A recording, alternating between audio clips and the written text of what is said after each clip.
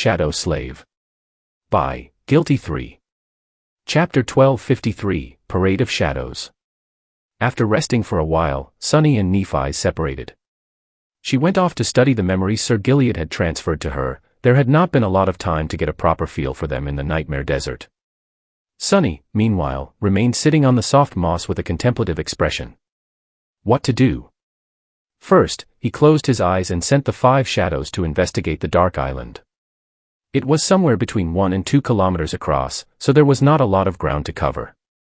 However, the terrain of the giant shell of black rock was weathered and uneven. There were plenty of cracks and fissures, some of them large and easy to notice, others hidden from view. Some were entirely filled with water. The exploration did not take too long.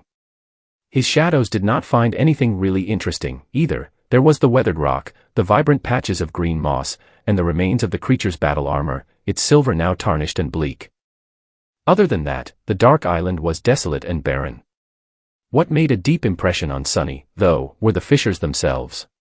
At first, he had assumed that they were just natural features of the great monster's stone shell. But after some time, with a shiver, he realized that they were not. Instead, each of the deep grooves was a scar left on the titanic shell of the ancient creature by unknown enemies. None managed to penetrate it, and some were rather shallow, however, some were dark and frighteningly deep. Considering that even the azure serpent was not able to crack the black turtle's carapace, Sunny dreaded to imagine what kind of creatures had left those claw marks on its back. He looked at the gleaming expanse of the great river with gloom. Suddenly, the enchanting beauty of this dreamlike world seemed like a facade that hid unspeakable horrors behind its alluring veil. Of course, Sunny had known that already. But in that moment, he felt it stronger than ever before. Beautiful things are the most dangerous. Glancing in the direction where Nephi's had left, he sighed and stretched his legs. The shadows returned, and then, 3 figures rose from them. Onyx Saint, Nightmare, and Ravenous Fiend.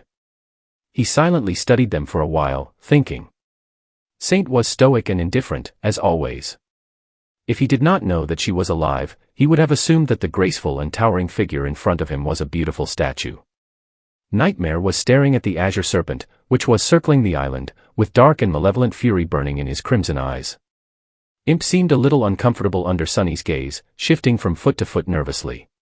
Nightmare was the weakest of the 3, but also offered the most utility to Sunny. He didn't necessarily need to use the tenebrous stallion as a battle companion. That said, his steed was very close to unlocking the terror ability and finally realizing its full potential. The next rank was also not far away. Once Nightmare came into his power as a terror and ascended, his power would take a great leap. Sunny had little means of speeding up that process at the moment, though. It was going to happen when it happened. Probably before too long. Saint, meanwhile, was already incredibly powerful. She was so powerful, in fact, that Sunny had no means of pushing her to greater power anymore. To make the graceful Stone Knight achieve the supreme rank, he would need 300 transcended memories of the first tier, or 600 ascended ones. Or 1,200 awakened ones. Needless to say, these numbers were unattainable at the moment. He didn't even want to count the potential number of dormant memories she would need to rank up. Reaching a higher class, meanwhile, required luck and stumbling on a uniquely suitable enemy. It was outside his control. Saint had already classed up twice, but the rest of his shadows, excluding the aberrant soul serpent, had yet to do it even once. That went to show how rare such opportunities were. There was one thing Sunny could do right now, though. Glancing at Saint, he sent Morgan's warbow and the stifled scream her way. The bow was self-explanatory. He was planning to make Saint the sentry for as long as they remained on the Dark Island. The stifled scream, however, was more tricky. That charm of his had an enchantment called Echoing Silence. Its description read, when wearing this charm, the physical power of its master is augmented. But only as long as they remain silent. The longer their silence lasts, uninterrupted, the greater the boon of power they'll receive. This was a powerful enchantment indeed, and one perfectly suited for the taciturn shadow.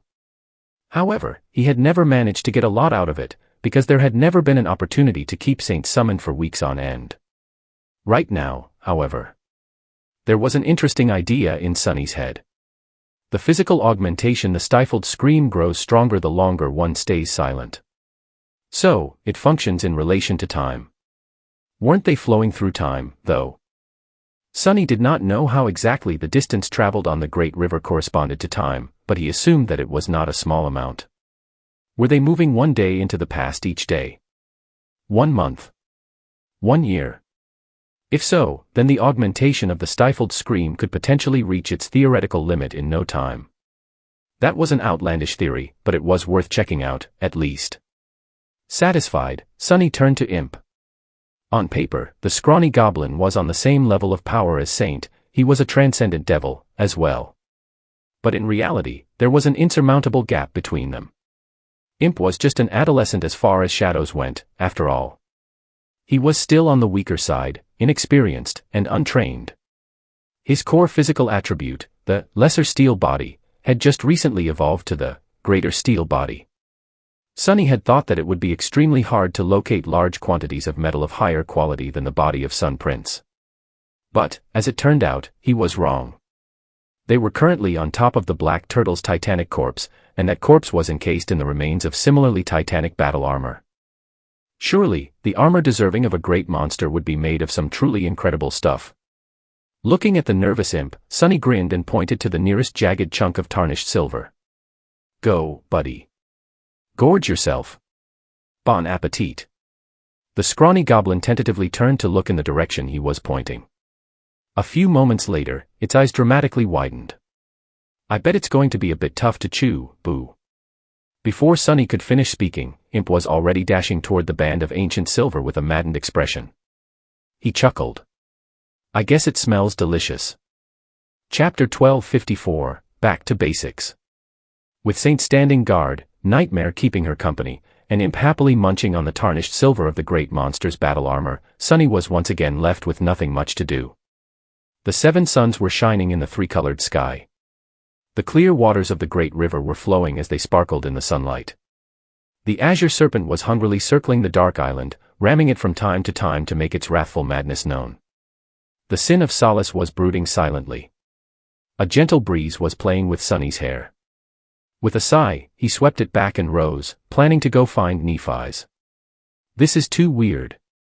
He had expected many situations to arise at the start of the 3rd nightmare, but one thing he had not expected was being left with nothing urgent to do.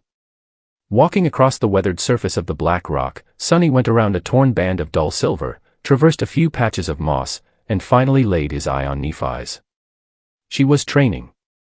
Holding an unfamiliar longsword, Nephi's was practicing a complicated chain of moves, her silver hair dancing in the air. There were beads of sweat on her face, and the hem of the airy tunic was flaring, revealing smooth porcelain skin. Her movements were limber and flowing, gracefully cascading into each other. The sight of it was beautiful. Neph's swordsmanship was beautiful. And she was beautiful, too. Illuminated by the dreamlike radiance of the 7 suns and dancing with a silvery sword on a carpet of green moss, with her white tunic and alabaster skin, she was like a fairy. Sunny found himself standing motionlessly in the shadow of a rock outcropping, watching. He had been planning to call out to Nephi's, but now, forgetting about it, he silently remained where he was. Some time passed. Sunny wasn't sure how much exactly. The island trembled once more.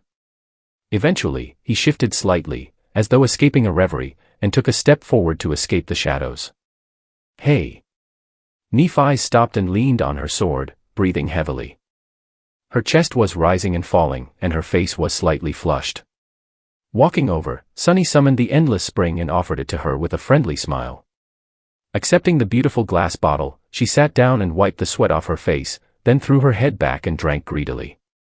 Sunny glanced at her slender neck and the beads of sweat glistening above the collar of her tunic, which was slightly damp and sticking a little to her body. Then, he looked away. Thank you.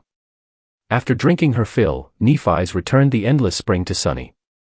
He hesitated for a moment, then drank some of the cool, refreshing water himself and sat down near her. He had completely forgotten what he was going to say. After a moment or two of peaceful silence, Sunny finally remembered, I've been thinking. Currently, the most powerful combatant among us is the Onyx Saint. My shadow. You must know that she is a transcendent devil now. Should something happen, she would be our best bet against the old snake.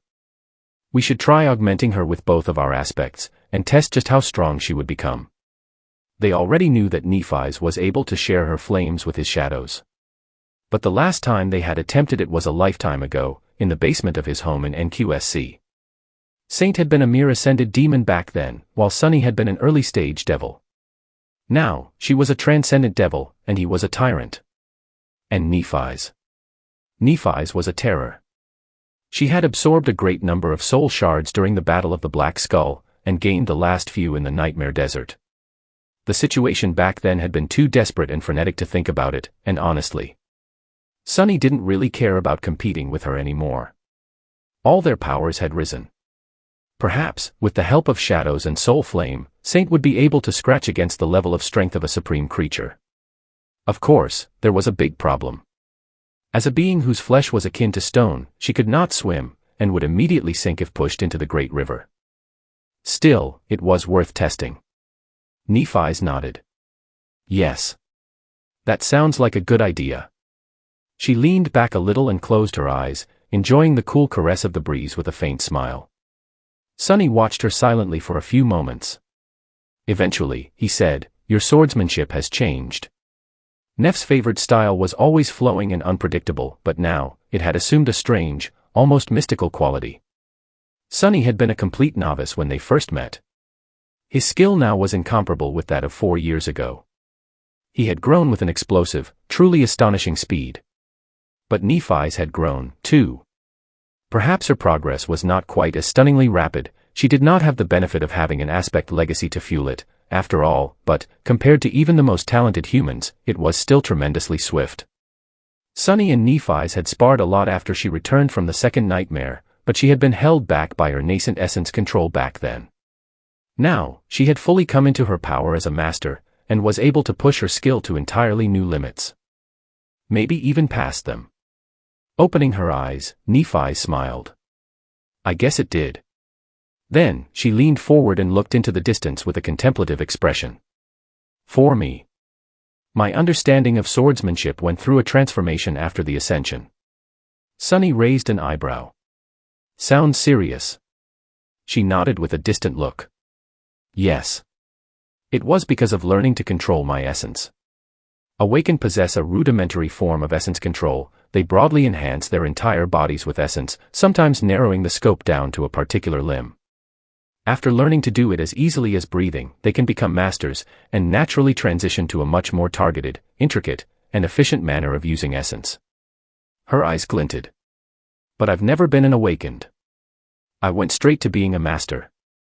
So, learning to control essence was very hard for me. I had to be conscious of every muscle in my body, every tendon, and every bone. It was like learning to walk again. A corner of Sunny's mouth twitched as he suppressed a smile. He vividly remembered helping her pass these exact obstacles. Nephi's, meanwhile, continued, so, I had to go back to basics. Which groups of muscles do I need to enhance to perform the cut in the most efficient and effective way? My hand, my shoulder, my back, my core, my thighs, my calves. Everything had to work in harmony to produce the best result. It took a while to become proficient enough in controlling essence to do it right without thinking. And, in the process, I became much more aware of my body. I also got submerged in studying the basics, on a much deeper level than before. Going deeper and deeper. Sunny looked at her with curiosity. How deep are we talking about? She smiled, lingered for a moment, and then said, force equals mass times acceleration. He blinked. What? What? Sunny had not expected to hear a physics formula. And he only knew that this was a physics formula because teacher Julius had once thrown a tantrum about his lack of education and forced him to read a bunch of children's school books. Nephi smiled. That is the basis of swordsmanship, or spearmanship, or any other kind of weapon skill. Fundamentally, it's all about delivering force. The amount of force is dependent on mass and acceleration. Your body is the source of that force, and your weapon is a force multiplier. It concentrates it into a narrow tip, thus making it easier to deliver lethal damage. She pointed to the sharp tip of her sword. Of course, there are more nuances to that. For example, speed does not exist in a vacuum, it is relative to the enemy. Your body also has to borrow from the ground you are standing on. There is balance, centers of gravity, reaction speed.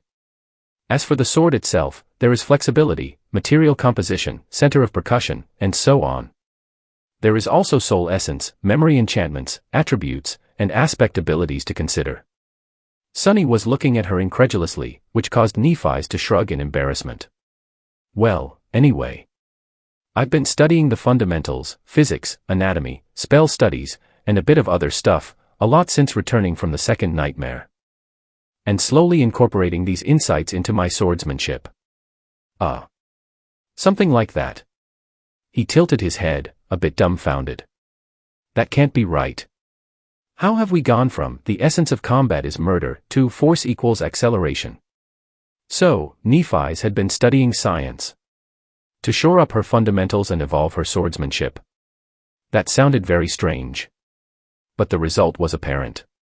She had clearly improved by leaps and bounds since her ascension. Sunny shook his head in disbelief, and then threw a pointed look at her. His voice was incredulous. Care for a spar?